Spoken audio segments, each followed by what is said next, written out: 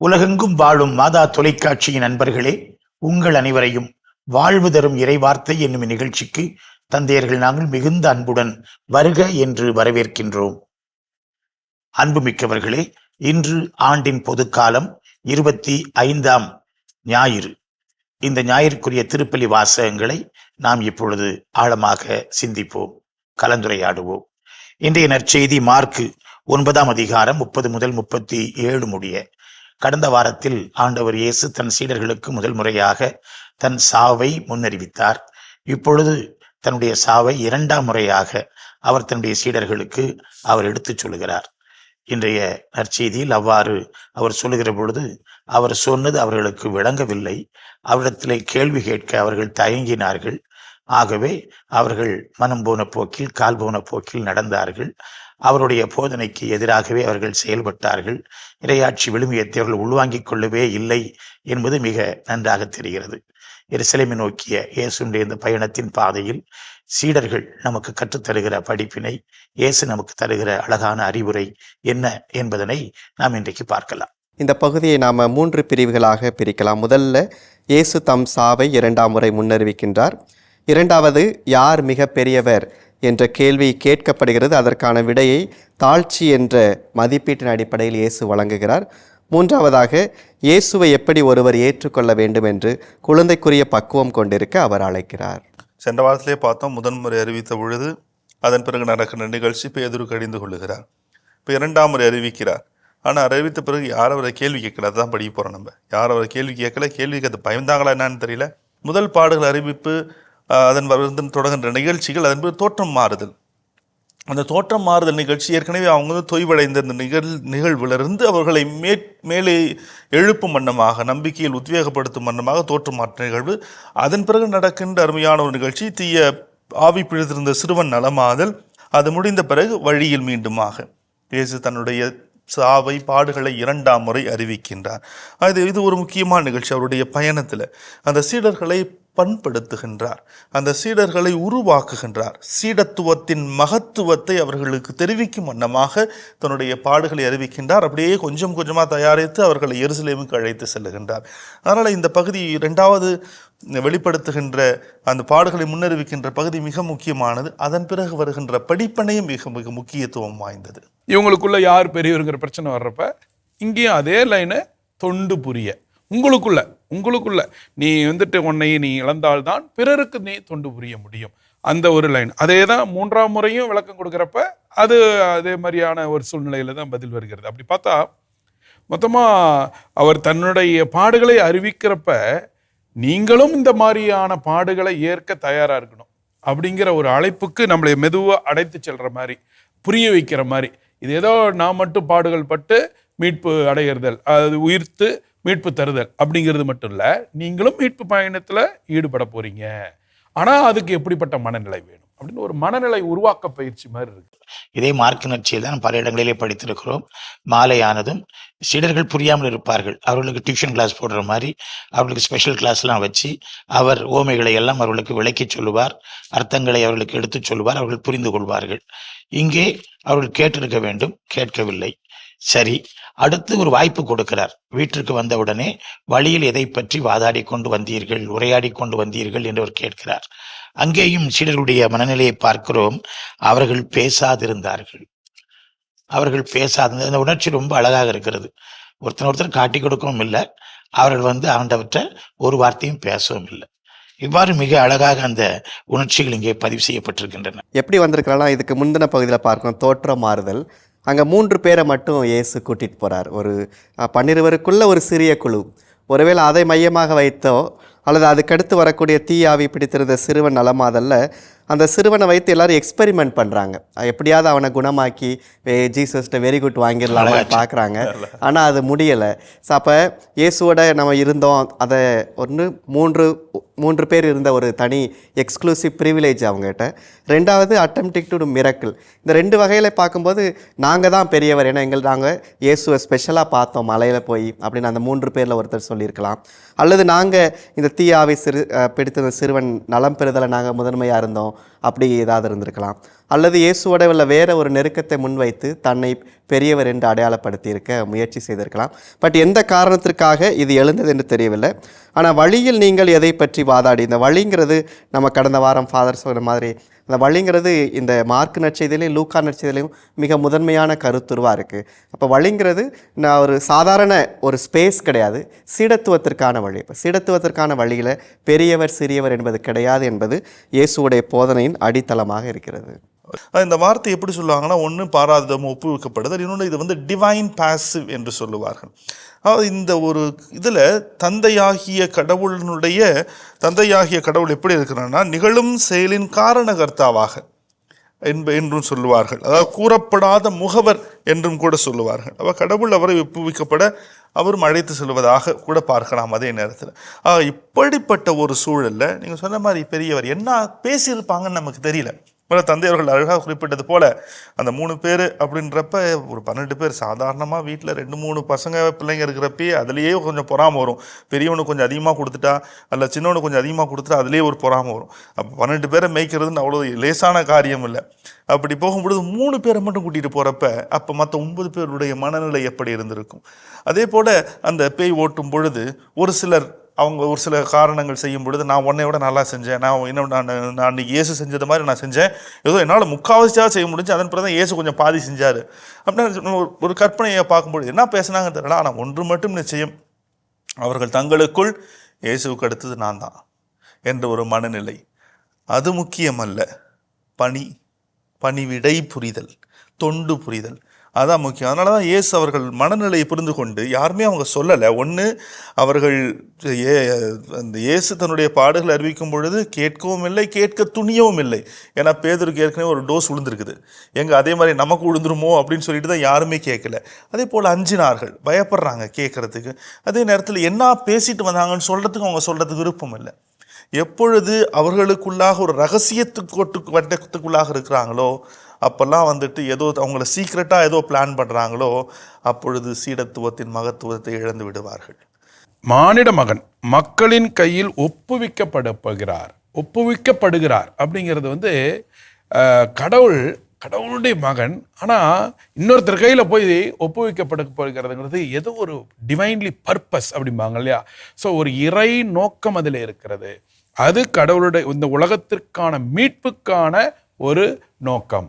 அப்போ இதெல்லாம் ரொம்ப சீரியஸாக சீடர்கள்ட்ட தன்னுடைய கஷ்டத்தை சொல்லிட்டு இருக்காரு. என்ன நடக்க போகுதுன்னு சொல்கிறாரு. இந்த வீட்டில் எப்படி அப்பா அம்மா பாவம் கஷ்டப்பட்டு எல்லாம் வீட்டு பிரச்சனையை பேசிட்டு இருப்பாங்க. குழந்தைங்க ஓடி வந்துட்டு எனக்கு சாக்லேட் வாங்கிக்கோ, எனக்கு ஐஸ்கிரீம் வாங்கித்தா அப்படின்னுக்கிட்டு சண்டை போடுற மாதிரி இங்கே சீடர்கள் தங்களுக்குள் யார் பெரியவர் என்ற ஒரு போராட்டம். இதை உளவியல் அடிப்படையில் பார்த்தோம்னா ஒவ்வொரு மனிதனுக்குமே இருக்கின்ற ஒரு குணமாக யதார்த்தமாக எல்லாருக்குமே அந்த ஈகோ அப்படின்னு படிக்கிறோம் இல்லையா, அது எல்லாருக்குமே இருக்கும். அவனுக்கு தான் பெரியவர், தன்னை தான் பெரியவராக நிறுத்தப்பட வேண்டும், அறியப்பட வேண்டும், அங்கீகரிக்கப்பட வேண்டும். இது இயல்பாக இருக்கும், மனித இயல்பு. இங்கே தான் அந்த மனித இயல்பை தாண்டி கடவுள் இயல்புக்குள் வரணும். அடிக்கடி நம்ம பல இடத்துல பார்க்குறோம், ஊனியல்பை தாண்டி தூயாவின். அப்போ அந்த தூயாவின் இயல்புக்கு இன்னும் வரல. சிக்மண்ட் ஃப்ராய்டு மனித உளவியல் உள்ள அடிப்படை உந்துணர்வுகள் இன்ஸ்டிங் பற்றி பேசும்போது 3 உந்துணர்வுகள் சொல்கிறார். ஒன்று பசி உந்துணர்வு, அது இயல்பாக உடல் சார்ந்தது. பாலுணர்வு, வன்முறை. இது அப்படியே கொஞ்சம் நீட்டி பார்க்கிற கார்ல் யூங் அவருடைய மாணவர் என்ன சொல்கிறார், இதையும் தாண்டி முதன்மை உணர்வு அப்படிங்கிறார். அதாவது நான் என்ன முதன்மைப்படுத்தக்கூடிய அதான் சர்வைவல் இன்ஸ்டிங். அதை தான் இவங்க பார்க்குறாங்க. இப்போ நான் முதன்மையாக இருக்கணுங்கிற அந்த சர்வைவல் இன்ஸ்டிங்க்டை இயேசு அதை கண்ட்ரோல் பண்ண விரும்புகிறார். அது அருட்தந்தை குறிப்பிட்ட பாரு ஒப்புவிக்கப்படுதல். அதுவே கூட இதோட இணைத்து பார்க்கும்போது தொண்டர் என்பவர் முதல்வரோடு தலைவர்கிட்ட ஒப்புவிக்கப்படுகிறார். அப்போ தொண்டர் என்பது தனக்கெனே அதை வைத்துக்கொள்ள முடியாது. ஸோ யார் ஒருவர் தன்னையே ஒப்புவிக்கிறாரோ அவர்தான் தொண்டராக மாற முடியும், அவர்தான் இயேசுவை பொறுத்தவரையில் தலைவராக மாற முடியும். கிறிஸ்தவத்தின் அடையாளம் சிலுவை. இயேசு போதித்த இறையாட்சி அல்லது விண்ணரசின் அடையாளம் குழந்தைகள். இதை நாம் உள்ளத்தில் இருத்துதல் வேண்டும். நாம் இறையாட்சியை பல விதங்களிலே மற்றவர்களுக்கு பறைசாற்றலாம், போதிக்கலாம், நீண்ட மறையுரைகள் ஆற்றலாம், எவ்வளவு நாம் எடுத்து சொல்லலாம். ஆண்டவர் இயேசு சிறந்த மறைக்கல்வி ஆசிரியர். இங்கே நாம் பார்க்கிறோம், தன் சீடர்களுக்கு அவர் பாடத்தை கற்றுக் கொடுப்பதற்கு ஒரு பாட உபகரணம் அவர் எடுத்துக்கொள்கிறார். அது என்ன? ஒரு குழந்தையை முன்னிலைப்படுத்துகிறார். அந்த குழந்தையை மையப்படுத்துகிறார். இங்கே குழந்தை கற்றுக்கொள்ளுகிற நிலையில் அல்ல, கற்றுக் கொடுக்கிற நிலையில் அது இருக்கிறது. குழந்தை தான் நமக்கு பாடம், குழந்தை தான் நமக்கு ஆசிரியர். இங்க சீடர்கள் அவர்கள் கற்றுக்கொள்ள வேண்டும். அவர்கள் இந்த குழந்தையை ஆசிரியராக பாவித்து கற்றுக்கொள்ளுதல் வேண்டும். என்ன பாடத்துக்கு? யார் பெரியவர் கேட்டாங்களே ஒரு கேள்வி, யார் பெரியவர் அப்படிங்கிற அந்த கேள்விக்கு இந்த குழந்தை இடத்திலே அவர்கள் அந்த பெரியவர் என்பது ஒரு மேட்டிமை அல்ல, தலைக்கணம் அல்ல, ஆணவம் அல்ல, அகந்தை அல்ல, பந்தா அல்ல, பீத்தல் அல்ல, பெருமை அல்ல, இப்படிப்பட்ட ஒரு பண்புகள் அல்ல, மாறாக எளிமை, மாறாக தாழ்ச்சி, குழந்தை உள்ளம், இதுதான் இறையாட்சியினுடைய பண்பு. அதனை கற்றுக்கொள்ள வேண்டும் என்று ஒரு குழந்தையை அந்த இடத்திலே அவர் ஆசிரியராக முதன்மைப்படுத்துகிறார். 2 விஷயங்கள். ஒன்று தொண்டாற்றுதல், அதில் தொண்டராக மாறுதல். இன்னொன்று இயேசுவை ஏற்றுக்கொள்ளுதல். இந்த தொண்டாற்றுதல் தியாகோனோஸ், அது லாஸ்ட், லீஸ்ட், லோவஸ், கடைசியாக I am happy that I am last. அதான் இன்னைக்கு சீடத்துவத்தினுடைய இன்னைக்கு உலகம் எப்படின்னா, யார் முதலாவதோ வரவங்களுக்கு தான் அவங்களுக்கு பரிசு. ஆனால் சீடத்துவத்தின் மகிமை கடைசியாக வந்தால் எனக்கு பரிசு. ஏன்னா முதலாக நான் நிறைய பேர் அமைச்சிருக்கிறேன். 2வது தந்தை ஒரு குறிப்பிட்டது, அந்த சிறு பிள்ளை. இந்த சிறு பிள்ளை நீங்கள் சொன்ன மாதிரி சில நேரங்கள் நம்ம குழந்தைகிட்ட பாடம் கற்றுக்கணும். உதாரணமாக மனுஷங்க சண்டை போட்டால் 10-15 வருஷம் பேசாமல் இருப்பாங்க. இந்த சின்ன குழந்தைங்க போயிட்டு அடுத்த 5 நிமிஷத்தில் போயிட்டு பழம் விட்டுறேன் அப்படின்னு பேசுவாங்க. ஆனால் நம்ம மட்டும்தான் 10-15 வருஷத்துக்கு முன்னாடி இருந்ததெல்லாம் தோண்டி எடுத்து அப்படியே அதை மட்டும் ஞாபகமாக வச்சுருப்போம். என்ன நடந்ததோ அதை மட்டும் ஞாபகமாக வச்சுருப்போம். ஆனால் சின்ன குழந்தைகிட்ட இருந்து நம்ம நிறைய விஷயங்கள் கற்றுக்கலாம். அதைத்தான் ஆண்டவர் சொல்லுகின்றார். அந்த சிறு குழந்தை என்பது எதை குறிக்கிறது என்றால், இயலாத நிலையில் உள்ள மக்களுக்கு ஒரு அடையாளம். அப்போ அந்த மாதிரியான மக்களுக்கு தான் நீ ஆண்டவரை போட்டு ஏற்றுக்கொள். அப்போ அந்த மாதிரி மக்களை நீ ஏற்றுக்கிறியா? என்னை ஏற்றுக்கிற? குழந்தையை முன்னிலைப்படுத்துகிறார். குழந்தை நீ ஒன்றில் நினைக்கிற, ஆனால் அந்த குழந்தையை நீ ஏற்றுக்கொண்டால் நீ விண்ணரசுக்கு உரியவனாகலாம். மத்தேயுவில் பார்த்தீங்கன்னா குழந்தையாக மாறணும் அப்படின்னு இருக்கும். இங்கே குழந்தையை ஏற்றுக்கொள்ளணும் அப்படின்னு இருக்கு. குழந்தையை ஏற்றுக்கொள்ளுதுங்கிறது அதான். இப்போ நான் பெரியவன் நீ பெரியவன் சண்டை போட்டுட்டு தன்னை முன்னிலைப்படுத்துகிற நேரத்தில் ஒன்றுமே இல்லை, இந்த குழந்தை சிப்போ அப்படிங்கிற மாதிரி ஆளை நீ ஏற்றுக்கொள்ளணும்னா அன்பு. நீங்கள் அழகாக சொன்னீங்க. யாருக்கு அது உண்மையாலுமே ஒதுக்கப்படுகிற மக்களை அன்பு செய்தல், அவர்களுக்கு ஆறுதல் தருதல், அவர்களுக்கு கேர் பண்ணுறது, இந்த மாதிரியான ஒரு தொண்டாற்றுகிற மனநிலை, இதுதான் இன்னைக்கு இந்த சீடத்துவம் அப்படிங்கிறது. தன்னை முன்னிலைப்படுத்தாமல் உண்மையிலேயே உலகத்தால் ஒதுக்கப்பட்டவர்களுக்கு முன்னிடம் தா, ஆனால் நீ உயர்வாய். அந்த குழந்தைகளால் நமக்கு ஒன்று கொடுக்க முடியாது. அப்போ குழந்தைகள் நமக்கு திரும்ப கொடுக்க முடியாது. இப்போ நம்ம ஒரு பெரிய ஒரு மதிப்புக்குரிய ஒரு வரார் அப்படின்னா அவரை நாம் ஏற்றுக்கொள்கிறோம் அப்படின்னா அதற்கடுத்து அவர் வழியாக நமக்கு ஏதாவது கிடைக்குங்கிற ஒரு கண்டிஷன் இருக்குது. ஆனால் அது அன்கண்டிஷனாக நிபந்தனை இல்லாமல் ஒரு குழந்தையை நாம் ஏற்றுக்கொள்ள முடியும். அப்போ இயேசுவிடமிருந்து இந்த சீடர்கள் ஒரு எதிர்பார்ப்போடு அவரை தங்களுடைய தலைவராக வைத்துக்கொள்ளாமல் ஒரு குழந்தையை எப்படி ஏற்றுக்கொள்கிறார்களோ அந்த ஒரு மனப்பக்குவம் வேண்டும் என்பது இயேசுடைய அழைப்பாக இருக்கிறது என்று நாம் சொல்லலாம். அதனால தான் அந்த நம்ம கூட்டுறங்கி அவை அந்த படத்திலேயே குழந்தை தான் வழி நடத்தும். அந்த அருமையான ஒரு சிந்தனை. அதெல்லாம் ஞானிகளுக்கும் விவேகளுக்கும் மறைத்து குழந்தைகளுக்கு வெளிப்படுத்தினேன். அப்போ அந்த வல்னரபிள் பீப்புள், அதாவது குழந்தைகள் ஒரு சின்ன ஒரு உருவகம் தான். அப்போ அதில் அடங்கி இருக்கிற இயலாத மக்களுக்கு நான் செய்வது, அவர்களை ஏற்றுக்கொள்வது இயேசுவை ஏற்றுக்கொள்வதற்கு சமம். நம்முடைய பங்குகளில் குழந்தைகளுக்கான ஸ்பேஸ், இடத்தை நாம் கொடுத்தல் வேண்டும். இப்போ இந்த விடுமுறை விவிலிய பள்ளி குழந்தைகளை மையப்படுத்தி நடக்கிறது. பிறகு அதிகமான நிகழ்ச்சிகள் நடப்பதில்லை, மறைக்கல்விகள் நடக்கின்றன, மற்ற வேறொன்றும் குழந்தைகள் மையப்படுத்துவதில்லை. ஏதாவது ஒரு விழா, ஏதாவது ஒரு நிகழ்ச்சி என்றால் நாம் பெரியவர்களைத்தான் மேடையில் கொண்டு வைக்கிறோம், பெரியவர்களைத்தான் வரவழைக்கிறோம், பெரியவர்களைத்தான் வாழ்த்துகிறோம், பெரியவர்களுக்குத்தான் எல்லாமே செய்கிறோம். பெருசுகளை மேலே கொண்டு உட்கார வச்சா யார் பெரியவருங்கிற கேள்வி தான் கடைசி வரும், சண்டையில் தான் போய் முடியும். அதை விட்டு பெருசுகளை எல்லாம் கீழே உட்கார வச்சு சிறுசுகளை மேலே ஆட விட்டு, பாட விட்டு, பேச விட்டு, நடிக்க விட்டு, அதுகள் கையில் நல்ல வசனங்கள்லாம் சொல்லி கொடுத்து அதை பார்க்க வைத்தால் அதை போல ஒரு குதூகலம், அதை போல ஒரு இறையாட்சி பாடம் வேற எங்கேயும் கிடைக்கவே கிடைக்காது. ஆகவே குழந்தைகளுக்கு அந்த ஸ்பேஸ் நம்முடைய வழிபாட்டில், நம்முடைய வாழ்க்கையில், நம்முடைய பங்கு அமைப்புகளில் நாம் அதை கொடுத்தல் வேண்டும். குழந்தைகளுக்கு மிக முக்கியமான ஒரு இடம் இயேசு கொடுத்திருக்கிறார், நாமும் கொடுக்க வேண்டும். குழந்தைகளுடைய பாதுகாப்பு, குழந்தைகளுடைய பாதுகாப்போடு சேர்த்து அவரோடு நம்ம காட்ட வேண்டிய ஒரு உடனிருப்பையும் நம்ம கற்றுக்கொள்வதற்கு இன்றைய நாளில் முயற்சி செய்யலாம். இன்றைய முதல் வாசகம் சாலமோனின் ஞானம் 2ஆம் அதிகாரம் 12ஆம் வசனம், மேலும் 17 முதல் 20 முடிய உள்ள வசனங்கள் தேர்ந்தெடுத்து தரப்பட்டிருக்கின்றன. நேர்மையாளர்களை தாக்க பதுங்கி இருப்போம், ஏனெனில் அவர்கள் நமக்கு தொல்லையாய் இருக்கிறார்கள், நம் செயல்களை எதிர்க்கிறார்கள், திருச்சட்டத்திற்கு எதிரான பாவங்களுக்காக நம்மை கண்டிக்கிறார்கள், நம் பயிற்சியை மீறிய பாவங்களை நம் மீது சுமத்துகிறார்கள். பெருசுகள் எப்படி நடக்கின்றன அப்படிங்கிற ஒரு கருத்தை அது நமக்கு சொல்லித் தருகிறது. இதற்கு மாற்றாக சிறுசுகள் எப்படி படிப்பினை அமைகின்றன என்பதை நாம் கற்றுக்கொள்வதற்கு இன்றைக்கு இந்த வாசகம் தரப்பட்டிருக்கிறது. அதாவது இந்த பகுதியில் கிரேக்க திணிப்புக்கு எதிராக எழுதப்பட்ட, அதாவது எல்லாரும் பல்வேறு இன்னல்கள், இடையூறுகள் அதெல்லாம் மக்கள் ஆளாகி கொண்டிருந்தார்கள். அதற்கு எதிராக எழுதப்பட்ட அற்புதமான நூல் தான். இங்கே நேர்மையாளருடைய முடிவு, நீ நேர்மையா வாழ்ந்தன்னா என்ன நடக்கும், அதனுடைய முடிவு என்ன என்பதை பற்றி தெள்ள தெளிவாக இந்த அதிகாரம் முழுவதுமே சொல்லப்பட்டிருக்கும். அதில் ஒரு சில வசனங்கள் தான் நமக்கு கொடுக்கப்பட்டிருக்கிறது.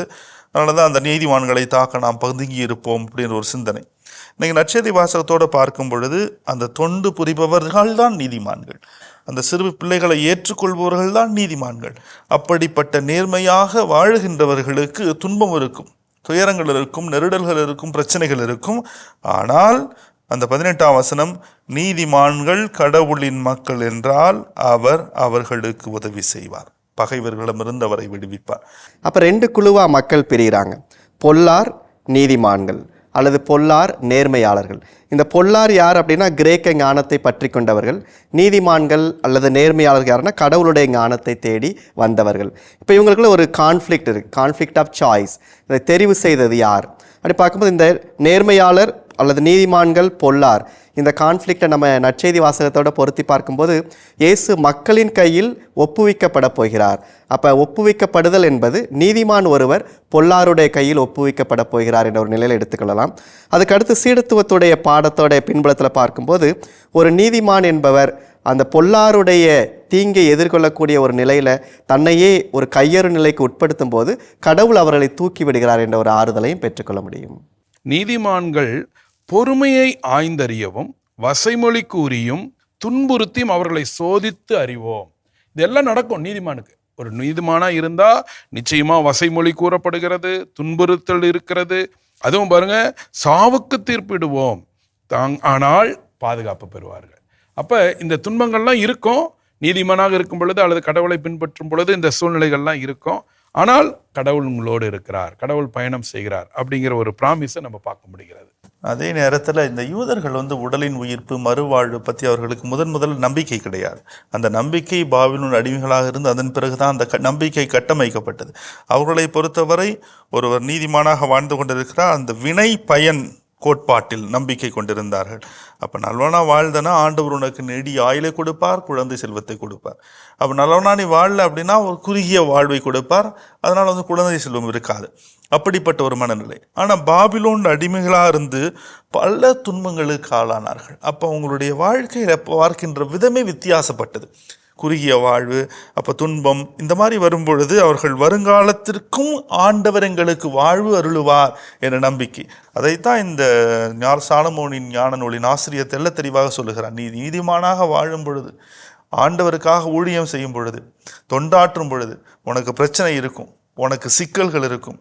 பல நேரங்களில் உன்னை அப்படியே உதாசீனப்படுத்துவாங்க, உன்னை ஓரம் கட்டுவார்கள். அந்த சூழ்நிலையில் நீ இன்னும் கவலைப்படாத, ஆண்டவர் உனக்கு பாதுகாப்பாக இருப்பார். ரொம்ப அழகா போட்டிருக்கு, நீதிமானின் ஆன்மாக்கள் கடவுளின் கையில் உள்ளன, கடுந்தொல்லை எதுவும் அவர்களை தீண்டாது. அறிவொளிகளின் கண்களுக்கு இறந்தவர்களைப் போல் தோன்றினார்கள், ஆனால் நீதிமானுடைய பிரிவு பெருந்துன்பமாக கருதப்பட்டது. அதாவது இது எப்படின்னா, கடவுளோடு பயணம் செய்யும் பொழுது அதற்குரிய பரிசு உண்டு நிச்சயமா. ஆனா துன்பம் இருக்கும். அந்த நீதிமான்களுக்கான பொறுமையை ஆண்டவரே சோதிக்கிற மாதிரியே இருக்கு. ஆனால் அதில் வெற்றி பெற்றால் நிச்சயமாக பலன் உண்டு, அதற்குரிய பரிசு உண்டு அப்படிங்கிறதை நம்ம பார்க்குறோம். நேர்மையாளர்களை இன்றைக்கு கொடுத்திருக்க வாசகம் 4 பண்புகளில் அது சுட்டி காட்டுகிறது. ஒன்று, அவர்களுடைய வாயின் சொற்கள், அவருடைய பேச்சு பேச்சு எப்படி இருக்கிறது, அதில் அவர் நீதிமானா இல்லை பொல்லாதவரா என்பது. இரண்டாவது, அவர் கடவுளின் மக்களா இல்லை அவர் பேயின் மக்களா அப்படிங்கிற 2வது கருத்து. 3வது, அவரிடத்திலே கனிவு இருக்கிறதா? வசைமொழி எல்லாம் நடக்கிற பொழுது, இழிவானது நடக்கிற பொழுது, அவமானம் நடக்கிற பொழுது அவர் கனிவாக இருக்கிறாரா? ஆண்டவர் இயேசு இடத்தில் அழகாக சொல்லுவார், நான் கனிவும் மனத்தாழ்மையும் உடையவன், என்னிடத்தில் கற்றுக்கொள்ளுங்கன்னு சொல்லுவார். இப்ப நேர்மையாளர் கனிவுடையவராக இருக்கிறாரா அப்படிங்கிற கேள்வி. 4வது, அவர் பொறுமையாய் இருக்கிறாரா அப்படிங்கிறது. இந்த பண்புகள் எல்லாம் நான் பெரியவன் அப்படிங்கிற ஒரு கெத்து வருகிற பொழுது அது அடிபட்டு போய்விடுகிறது. ஆகவே என்னுடைய முதல் வாசகத்தோடு இது சம்மந்தப்படுத்தி நமக்கு தரப்படுகிறது. குழந்தையினுடைய உள்ளத்துல அது பொறுமை இருக்கும், கனிவு இருக்கும், சொல்லு கவனமா இருக்கும், அதனுடைய பண்பு எளிமை இருக்கும். அது கடவுளுடைய பிள்ளை தான், அது அப்படியே இருக்கிறது. ஆகவே தான் குழந்தையும் தெய்வமும் குணத்தால் ஒன்று, கடவுளுடைய பிள்ளை நம்ம சொல்லுகிறோம். ஆகவே இந்த முதல் நற்செய்தி வாசகத்தோடு அழகாக இணைந்து செல்கிற இன்றைய முதல் வாசகம் தேர்ந்தெடுத்து நமக்கு ஒரு படிப்பினையாய் தரப்பட்டிருக்கிறது என்று நாம் கொள்ளலாம். இன்றைய 2ஆம் வாசகம் நாம் ஏற்கனவே கடந்த 2 வாரங்களாக யாக்கோபு திருமுகத்தை பார்த்து வருகிறோம். இப்பொழுது அதனுடைய இன்னொரு பகுதி நமக்கு தரப்படுகிறது. யாக்கோபு இந்த 3ஆம் அதிகாரம் பிற்பகுதியிலே விண்ணிலிருந்து வரும் ஞானம், மண்ணிலிருந்து வரும் ஞானம் என்று அவர் பிரித்து பேசுகிறார். விண்ணிலிருந்து வரும் ஞானம் எத்தகைய பண்புகளை கொண்டிருக்கும், மண்ணிலிருந்து வருகிற ஞானம் எத்தகைய பண்புகளை கொண்டிருக்கும். நாம் விண்ணிலிருந்து வருகிற ஞானத்தால் வழிநடத்தப்பட வேண்டும். ஆகவே அமைதியின் கருவியாய் நாம் இருக்க வேண்டும். நாம் இருக்கிற இடத்துல சண்டை சச்சரவு இருக்கக்கூடாது. சண்டை சச்சரவுக்கு நாம் காரணமாய் இருந்து விடக்கூடாது. இந்த மெய் ஞானம் என்பது கடவுள் கொடுக்கின்ற கொடை. அப்ப கடவுள் கொடுக்கின்ற கொடை என்றால் எப்படிப்பட்ட பண்புகள் அதில் இருக்கும்? அமைதியை நாடும், பொறுமை கொள்ளும், இணங்கி போகும் தன்மையுடையது, இரக்கமும் நற்செயல்களும் நிறைந்தது, நடுநிலை தவறாதது, வெளிவேடமற்றது. இது எல்லா பண்புகளையும் கொண்டிருக்கின்றது தான் ஆண்டவர் கொடுக்கின்ற அற்புதமான ஞானம். அந்த ஞானத்தை தான் இன்னைக்கு நற்செய்தி வாசகத்தில் அந்த சீடர்கள் பெற தவறினார்கள், ஏற்றுக்கொள்ள தவறினார். அவர்கிட்ட இருந்தது கட்சி மனப்பான்மை, மண்ணுலகை சார்ந்த ஞானம். ஆண்டவர் குழந்தை வச்சு சொல்றதன் வழியாக விண்ணுலகை சார்ந்த ஞானத்தை கொடையாக பெற்றுக்கொள்ள சொல்லுகிறார். யாக்கோபு புத்தகம் ஏறக்குறைய ஞான நூல் ஒன்றாக கருதப்படுகிறது 2 காரணங்களுக்காக. ஒன்று இந்த மெய்ஞானம் பற்றிய ஒரு புரிதல் இங்கே தரப்படுவதனால. 2வது, ஞானம் என்பது அறநெறி சார்ந்த வாழ்வில் வெளிப்பட வேண்டும். அதாவது ஒரு ப்ராக்டிக்கல் லிவிங் என்ற ஒரு பழைய ஏற்பாட்டு கருத்தை புதிய ஏற்பாட்டுகளை கொண்டு வரதுனால ஒரு ஞான படிப்பினையாக நாம் இங்கே பார்க்குறோம்.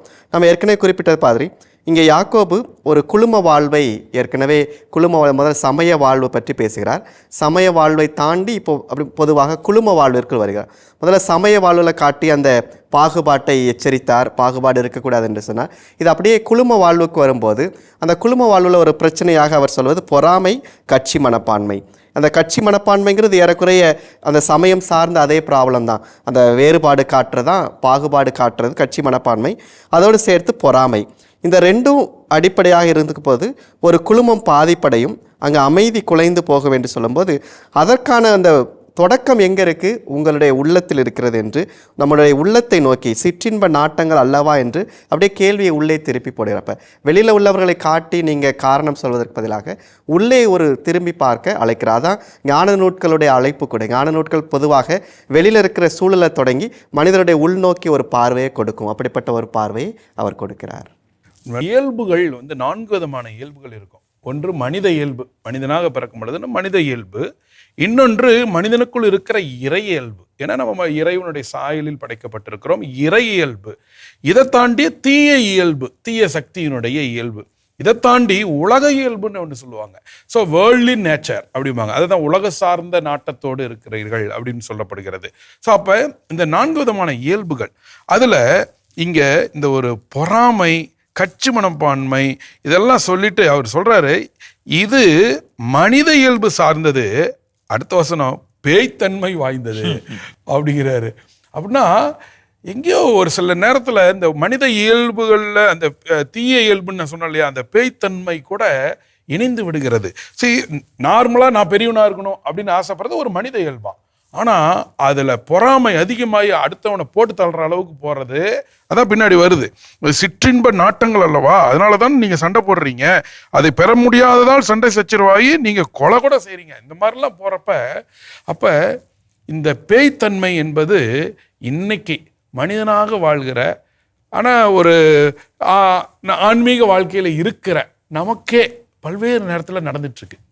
அப்போ நம்ம கிறிஸ்தவர்களாக இருக்கிற நமக்கு இன்றைக்கு வாசகம் ஒரு நமது மனித இயல்பை தாண்டிய நமக்குள் இருக்கிற இறை இயல்பை முன்னிலைப்படுத்தணும் அப்படிங்கிறதுக்கு ஒரு அழைப்பாக இருக்கிறது. அதனுடைய முடிவுரையாக கடைசியில் ஜெபத்தில் கொண்டாந்து முடிப்பார். பல நேரம் கேட்பாங்க, ஏன் என்னுடைய ஜெபம் கேட்கப்படுவதில்லை. அதுக்கு ஒரு பதில் இங்கேயே கொடுக்குறாரு அவர். ஏன் கேட்கப்படுறதில்லை? ஒன்று, நீங்கள் தீய எண்ணத்தோடு கேட்கிறீர்கள், இல்லைன்னா சிற்றின்ப நாட்டங்களை நிறைவேற்றவே கேட்கிறீர்கள். அது எல்லாத்தையும் உலக நாட்டங்கள், அந்த சமயம் சார்ந்தது, குழுமம் சார்ந்தது, உலகம் சார்ந்தது கொண்டாந்துட்டு அப்படியே ஜெபத்தில் கனெக்ட் பண்ணி கடைசியில் சொல்லுவார், இப்படிப்பட்ட ஜெபமாக நம்ம ஜெபம் இருந்துச்சுன்னா நிச்சயமாக அது கிடைக்காது. அதனால் இது அருமையான ஒரு பண்பு. அதை அப்போ நான் ஜெபம் செய்யும் பொழுது எப்படி செய்ய வேண்டும், அதோடு முடிக்கும் பொழுது ஒரு முழுமையான ஒரு ஃபுல் பேக்கேஜ், ஒரு ஃபுல் மீல்ஸ் சாப்பிட்டது போல். அப்போ ஆண்டவர்கிட்ட நான் கேட்கும் பொழுது தீயெண்ணம் இருக்கக்கூடாது, சிற்றின்பத்தோடு கேட்கக்கூடாது. அப்பொழுதுதான் என்னுடைய ஜெபம் அர்த்தமுள்ளதாக இருக்கும். சீடத்துவ வாழ்வில் சிலுவை என்பது விருப்ப பாடம் அல்ல. சிலுவை என்பது இயேசுவை பொறுத்தமட்டில் கட்டாய பாடமாகும். நாம் அதை விட்டுவிடவே முடியாது. அதை நாம் கற்றுக்கொள்வதற்கு ஒரு குழந்தையின் மனநிலை நமக்கு வேண்டும். ஆண்டவர் இயேசு சிறு பிள்ளையை அரவணைத்து நமக்கு படிப்பினையை கற்றுத்தந்தார். அந்த படிப்பினையை நமக்கு பல வார்த்தைகளிலிருந்து திரு அவை இன்றைக்கு கற்றுத்தருகிறது. இன்றைய 2ஆம் வாசகத்திலிருந்து நாம் இதை நிறைவு செய்யலாம். எப்படிப்பட்ட பண்பை நாம் கொண்டிருக்க வேண்டும்? நாம் அமைதியை நாடுபவர்களாக, பொறுமை கொள்பவர்களாக, இணங்கி போகும் தன்மை உடையவர்களாக, இரக்கம் கொண்டவர்களாக, நற்செயல் நிறைந்தவர்களாக, நடுநிலை தவறாதவர்களாக, வெளிவேடமற்றவர்களாக, அமைதியை ஏற்படுத்தும் கருவிகளாக நாம் இருப்போமே என்றால் குழந்தை உள்ளத்தை, இயேசுவினுடைய சீடத்துவத்தை நாம் பெற்றுக்கொண்டோம் என்பதாகும். அப்பொழுது நாம் உண்மையிலேயே சிலுவை சுமப்பதற்கும் தயாராக இருப்போம். அப்படி வாழ ஆண்டவர் நமக்கு இன்றைக்கு திருவருள் புரிவாராக. அன்புமிக்கவர்களே, வாழ்வு தரும் இறை வார்த்தை என்னும் நிகழ்ச்சி இத்துடன் நிறைவுக்கு வருகிறது. மீண்டும் அடுத்த நிகழ்ச்சியில் உங்களை சந்திக்கும் வரை உங்களிடமிருந்து அன்புடன் விடைபெறுகிறோம். இயேசுவுக்கு புகழ், இயேசுவுக்கு நன்றி. மரியே வாழ்க.